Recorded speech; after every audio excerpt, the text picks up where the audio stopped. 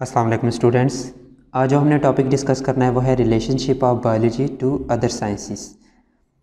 हमने कुछ साइंस की ब्रांचेस का रिलेशन बायोलॉजी के साथ इससे पहले लेक्चर में डिस्कस कर लिए और उनको हम कहते हैं इंटर डिसिप्लिनरी साइंसेस।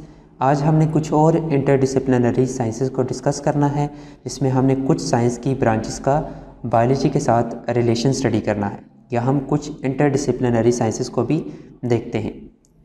तो सबसे पहली जो इंटरडिसिप्लिनरी साइंस है वो है बायोजियोग्राफी। बायोजियोग्राफी बायोलॉजी और जियोग्राफी का कम्बिनेशन है।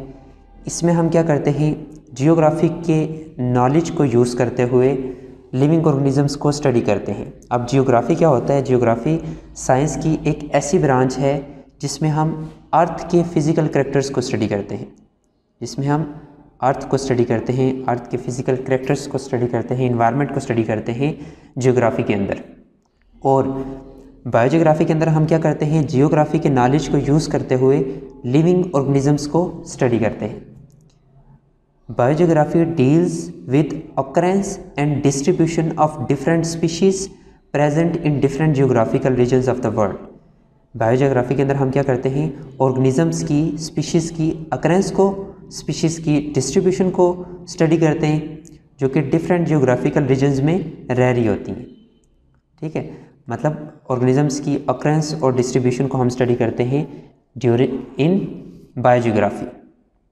इसके बाद बायोजियोग्राफी के अंदर हम क्या करते हैं, जियोग्राफी के नॉलेज को यूज़ करते हुए, ठीक है, डिफरेंट जियोग्राफिकल रीजन्स के नॉलेज को यूज़ करते हुए ऑर्गेनिजम्स को क्या देते हैं, कुछ स्पेसिफिक कैरेक्टर्स देते हैं।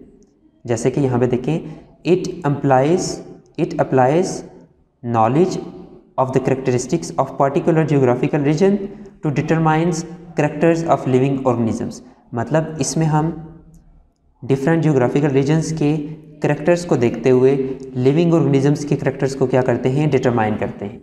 अब कैसे करते हैं? फॉर एग्जांपल मैं कहता हूँ कोई एक स्पेसिफिक रीजन है, ठीक है, उस स्पेसिफिक रीजन के क्या करैक्टर्स हैं। फॉर एग्जांपल वहाँ पे औसतन रेनफॉल कितनी है, सालाना वहाँ पे बारिश कितनी हो रही है, टेम्परेचर वहाँ का कितना रहता है, ठीक है, मॉइस्ट कंडीशन वहाँ पे किस तरह से, और डिफरेंट स्पीशीज़ और कौन कौन सी स्पीशीज़ यहाँ पे रह रही हैं। ठीक है, ये सारा हमें किससे पता चलता है? जियोग्राफी से पता चलता है। ठीक है, ये सारे क्या हैं, जियोग्राफिकल करैक्टर्स हैं किसी भी रीजन के।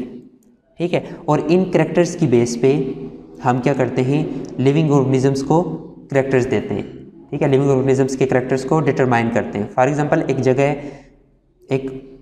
है जहाँ पे बर्फ़ पड़ती, ठीक है, अब उस रीजन में, वो रीजन जहाँ पे बर्फ़ पड़ती है, उस रीजन में जो ऑर्गेनिजम्स रहते हैं उनका बिहेवियर, उनके करैक्टर्स कुछ ऐसे होंगे जो उन्हें उस जगह पे रहने में हेल्प करेंगे।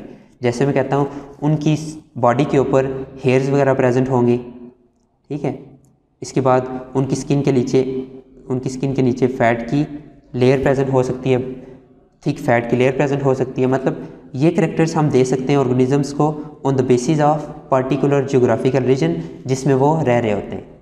ठीक है, मतलब रीजन्स के करैक्टर्स को देखते हुए हम ऑर्गेनिजम्स के करैक्टर को डिटरमाइन कर सकते हैं जो उस जगह पे रह रहे होते हैं। इसके बाद नेक्स्ट है बायो इकोनॉमिक्स। बायोलॉजी और इकोनॉमिक्स का कम्बिनेशन है, जिसमें हम इकोनॉमिक्स के नॉलेज को यूज़ करते हुए लिविंग ऑर्गेनिजम्स को स्टडी करते हैं। बायो इकोनॉमिक्स होता क्या है? It deals with the study of organisms for economic point of view.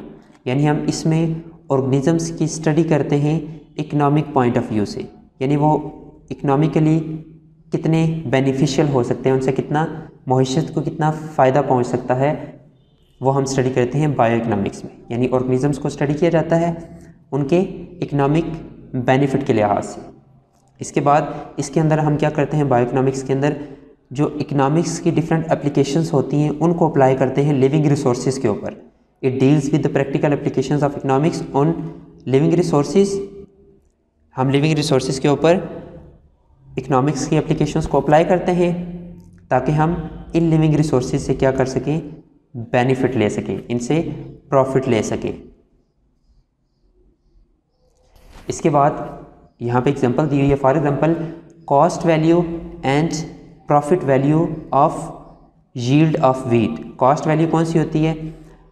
वो रकम जो किसी भी चीज़ की ग्रोथ, ठीक है, किसी भी चीज़ को प्रोड्यूस करवाने के लिए जो रकम लगती है उसे हम कहते हैं कॉस्ट वैल्यू। फॉर एग्जांपल यहाँ पे वीट की एग्जांपल लिखी हुई है, तो वीट की ग्रोथ के लिए, वीट को बोने के लिए जो भी उसके ऊपर रकम लगी थी वो क्या थी? कॉस्ट वैल्यू है। इसके बाद प्रॉफिट वैल्यू, मतलब उससे बाद में हमें कितना प्रॉफिट मिला। जब गंदम की काश्त हुई तो उससे हमें बाद में कितना प्रॉफिट मिला, वो होता है प्रॉफिट वैल्यू।